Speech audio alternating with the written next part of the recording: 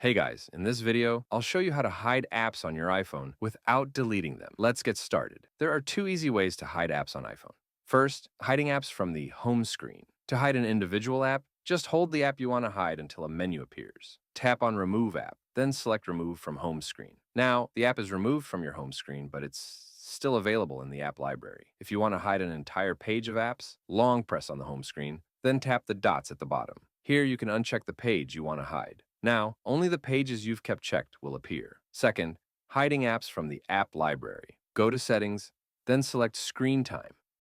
Tap on Content and Privacy Restrictions. If you want to hide built-in apps like FaceTime or Mail, select Allowed Apps and toggle off the apps you want to hide. To hide downloaded apps, tap Content Restrictions, then select Apps. Here you can set age restrictions. Most social media apps are set above age 12. If you change this to 4 plus or 9 plus, all age-restricted apps will automatically be hidden from your iPhone. And that's it. That's how you can hide apps on iPhone without deleting them.